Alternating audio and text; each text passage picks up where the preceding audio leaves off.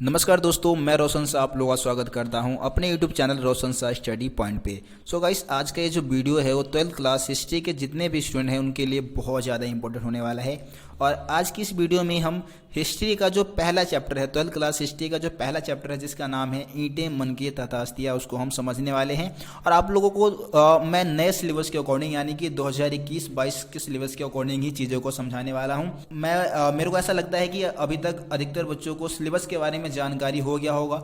अगर सिलेबस के बारे में जानकारी नहीं है आप लोगों को तो सिलेबस का जो लिंक है वो आपको डिस्क्रिप्शन बॉक्स में डाल दूंगा, वहाँ से आप सिलेबस को आप आसानी से देख सकते हो। तो चलिए दोस्तों, अब हम इस चैप्टर की शुरुआत करते हैं। गाइस, अब हम अपने पहले चैप्टर को समझने की कोशिश करते हैं। इसका नाम है ईंटें मन के तथास्तियाँ। इस चैप्टर में हम हड़प्पा सभ्यता की बात करने वाले हैं। चैप्टर शुरू करने से पहले मैं आप लोगों को हड़प्पा सभ्यता के बारे में कुछ जानकारी दे देना चाहता हूँ। दोस्तों, हड़प्पा सभ्यता का जो समय काल है वो इतिहासकारों ने 2600 ईसा पूर्व से लेके 1900 ईसा पूर्व निर्धारित किया है, यानी कि लगभग 4500 से 4600 साल पहले भारत में हड़प्पा सभ्यता का विकास हुआ था। इसके अलावा एक और रोचक तथ्य हड़प्पा सभ्यता के बारे में है कि इस सभ्यता की लिपि को अभी तक पढ़ा नहीं जा सका है। तो अब सवाल उठता है कि जब लिपि को नहीं पढ़ा जा सका तो यार जानकारी हमें कहाँ से प्राप्त होता है।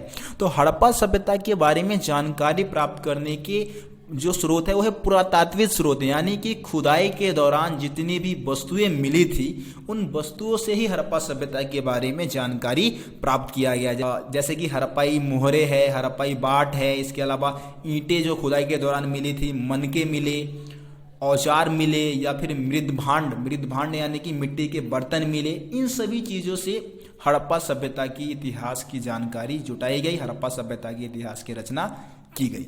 इसके अलावा हड़प्पा सभ्यता को हम सिर्फ हड़प्पा सभ्यता के नाम से नहीं जानते, बल्कि इसको हम और नामों से भी जानते हैं। जैसे कि इसको सिंधु घाटी की सभ्यता भी कहा जाता है और इसको मोहनजोदड़ो की सभ्यता भी कहा जाता है। सबसे पहले हड़प्पा सभ्यता, इसका नामकरण क्यों किया गया आपको मैं बता देना चाहूँगा कि जो हड़प्पा सभ्यता है ये नाम इसलिए रखा गया क्योंकि जो सबसे पहले जो खोजा गया जो जगह था वो हड़प्पा ही था। और हड़प्पा नामक जगह की खोज दयाराम साहनी ने की थी 1921 में। इसके अलावा इस सभ्यता को हम सिंधु घाटी की सभ्यता भी कहते हैं। सिंधु घाटी की सभ्यता आप क्यों कहते हैं, तो इसके पीछे का मेन कारण ये है कि सिंधु एक नदी का नाम है और इसी नदी के आसपास हड़प्पा सभ्यता का विकास हुआ था, इसीलिए इसको सिंधु घाटी की सभ्यता भी कहा जाता है। मोहनजोदड़ो की सभ्यता क्यों कहते हैं, तो मोहनजोदड़ो की सभ्यता इसलिए कहते हैं क्योंकि मोहनजोदड़ो हड़प्पा सभ्यता का सबसे ज्यादा विकसित, नियोजित और प्रसिद्ध केंद्रों में से एक था। सो गाइस, अब हम अपने एनसीईआरटी बुक का जो पहला टॉपिक है जो है आरंभ, उसको हम समझने की कोशिश करते हैं इसमें क्या बताया गया है। देखिए दोस्तों, इस टॉपिक में आपको आरंभिक हड़प्पा सभ्यता और विकसित हड़प्पा सभ्यता जो है उनमें अंतर बताया गया है। गाइस, मैं आप लोगों को बता देना चाहूँगा कि हड़प्पा सभ्यता का विकास लगभग 2600 ईसा पूर्व के आसपास हुआ था। लेकिन कोई भी सभ्यता एकदम से अस्तित्व में नहीं आ जाती है, बल्कि उसको अस्तित्व में आने के लिए समय लगता है। तो 2600 ईसा पूर्व से पहले भी हड़प्पा सभ्यता का जो क्षेत्र है वहाँ पे लोग रहते होंगे, और वहाँ पे जो लोग रहते होंगे उन्हीं को हम आरंभिक हड़प्पा सभ्यता के लोग कहेंगे, आरंभिक हड़प्पाई बस्तियाँ कहेंगे। अब आरंभिक हड़प्पा सभ्यता की जो बस्तियाँ थी उनकी खास बात क्या थी, उन आरंभिक हड़प्पा सभ्यता की बस्तियों की विशेषता यह थी कि बस्तियां काफी छोटी होती थी और बड़ी संरचनाएं जो थी वो नाम मात्र की थी, मतलब बिल्कुल नहीं मिली थी। हड़प्पा सभ्यता के जो लोग थे वो ज्यादातर कृषि, पशुपालन और शिल्प कार्य का काम किया करते थे। लेकिन जब हम विकसित हड़प्पा सभ्यता की बात करते हैं, यानी कि विकसित मतलब कि 2600 ईसा पूर्व से लेके जो 1900 ईसा पूर्व में जो हड़प्पा सभ्यता का विकास हुआ था उसको हम विकसित हड़प्पा सभ्यता कहते हैं। और इस हड़प्पा सभ्यता की खास बातें थी कि यहाँ पे लोग नियोजित नगरों में रहते थे, बहुत बड़े बड़े महलों में रहते थे और उनके जो मकान थे वो बिल्कुल नियोजित ढंग से बनाए गए थे, गलियाँ बिल्कुल नियोजित ढंग से बनाई गई थी। लेकिन आरंभिक हड़प्पा सभ्यता की बस्तियों में ऐसी कोई संरचनाएं नहीं पाई गई थी। सो गाइस, इस फर्स्ट टॉपिक में यही चीजें बता रखी है जो मैंने आपको समझा दिया। सो गाइस, अब हम एनसीईआरटी का दूसरा टॉपिक समझते हैं जो है हड़प्पा वासियों के निर्वाह के तरीके। अब हड़प्पावासी अपना जीवन यापन कैसे करते थे, यानी कि निर्वाह कैसे करते थे। अपना निर्वाह के बहुत सारे तरीके थे हड़प्पावासियों के। हड़प्पावासी पेड़ पौधों से भोजन प्राप्त करते थे, जानवरों से भी भोजन प्राप्त करते थे और मछली जो था वो हड़प्पावासियों का मुख्य आहार था। इसके अलावा हड़प्पा वासियों के अनाज के दानों की भी हम बात कर सकते हैं। बहुत सारे अनाज के दानों के साक्ष्य भी मिले हैं। अनाज में गेहूं, जौ, सफ़ेद चना, तिल, बाजरा, ये सब उनके अनाज के दाने में शामिल थे। और बाजरे के दाने के साक्ष्य मिले थे गुजरात से। ये 1 नंबर में क्वेश्चन पूछा जा सकता है, इंपॉर्टेंट क्वेश्चन है ये, 1 नंबर में आ सकता है कि बाजरे के दाने के साक्ष्य कहाँ से प्राप्त हुए थे, तो गुजरात से प्राप्त हुए थे।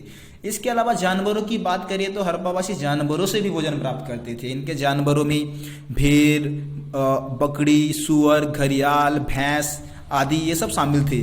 और इतिहासकारों ने, जो जीव वैज्ञानिक होते हैं, उन्होंने ये भी अनुमान लगाया है कि हड़प्पावासी या तो इन जानवरों को पालते होंगे या फिर इनको शिकार करके, शिकार के माध्यम से इन जानवरों को प्राप्त करते होंगे। तो ये हड़प्पावासियों के निर्वाह के तरीके थे। मेरे को उम्मीद है कि आप लोगों को ये भी टॉपिक आसानी से समझ में आ गया होगा। दोस्तों अब हम समझने वाले हैं अपने एनसीईआरटी बुक का टॉपिक नंबर 2.1 जो है कृषि प्रौद्योगिकी। सबसे पहले आपको प्रौद्योगिकी का मतलब पता होना चाहिए। प्रौद्योगिकी का मतलब होता है तकनीक। इस टॉपिक में हम बात करने वाले हैं कि हड़प्पावासी खेती करने के लिए कौन कौन से तरीके अपनाते थे, खेती करने के लिए कौन कौन से तकनीकों का प्रयोग करते थे। तो इसमें हम सबसे पहला पॉइंट बताते हैं बैलों का प्रयोग। देखिए दोस्तों, हड़प्पावासी खेती करने के लिए बैलों का इस्तेमाल करते थे और साक्ष्य के रूप में हमें विषव के साक्ष्य मिले हैं। विषव यानी कि बैल, तो बैलों के साक्ष्य प्राप्त हुए हैं, जिससे पता लगता है कि हड़प्पावासी खेती करने के लिए बैलों का इस्तेमाल करते थे। दूसरा पॉइंट हम बता सकते हैं हलों का प्रयोग। दोस्तों देखिए, चोलिस्तान और बनावली जो कि हरियाणा में है, इन जगह से हमें हलों के साक्ष्य मिले हैं, मिट्टी के हलों के साक्ष्य मिले हैं। इसके अलावा कालीबंगन जो कि राजस्थान में है, वहाँ से हमें जुते हुए खेतों के साक्ष्य मिले हैं, जो इस बात को दर्शाता है कि हड़प्पावासी खेतों को जोतने के लिए हलों का इस्तेमाल भी करते थे और हलों के माध्यम से खेतों को जोता जाता था। इसके अलावा हम तीसरा पॉइंट बता सकते हैं औजारों का इस्तेमाल। हड़प्पावासी खेती करने के लिए कई प्रकार के औजारों का इस्तेमाल भी करते थे, मतलब फसलों की कटाई के लिए कई प्रकार के औजारों का इस्तेमाल करते थे। औजारों में हम बात कर सकते हैं, इनके औजार जो थे बहुत सारे धातुओं के बने हुए थे, बहुत सारे पत्थरों के भी बने हुए थे। तो औजारों का इस्तेमाल फसलों को काटने के लिए किया जाता था। अब हम अपने अंतिम पॉइंट की बात करते हैं, जो है सिंचाई। देखिए दोस्तों, हड़प्पावासी खेती करने के लिए सिंचाई का प्रयोग भी करते थे। अब 2 साक्ष्य हमारे पास है, जैसे कि अफगानिस्तान का एक सोर्तुघई नामक जगह है, तो अफगानिस्तान के सोर्तुघई नामक जगह से हमें नहर के साक्ष्य प्राप्त हुए हैं। और दूसरा है धौलावीरा। धौलावीरा जो है वो गुजरात में है और यहाँ से हमें जलाशय के साक्ष्य प्राप्त हुए। इससे समझ में आता है कि हड़प्पावासी खेतों में पानी देने के लिए, खेतों की सिंचाई के लिए कई प्रकार के सिंचाई के साधनों का इस्तेमाल भी करते। सो गाइस, इस वीडियो में इतना ही। ज़्यादा टॉपिक समझाने से वीडियो काफ़ी ज़्यादा लंबा हो जाएगा, तो मैं ये नहीं चाहता कि वीडियो काफ़ी ज़्यादा लंबा हो जाए। और इस चैप्टर के ऊपर आप लोगों को 4 और वीडियो उपलब्ध करा दिया जाएगा। अगर आप उन सभी वीडियो को देखना चाहते हो तो चैनल को सब्सक्राइब जरूर कर लेना और बेल आइकन को प्रेस कर देना, ताकि मेरे चैनल पे आने वाली हर एक वीडियो का नोटिफिकेशन सबसे पहले आप तक पहुंचे। धन्यवाद दोस्तों, इस वीडियो में इतना ही।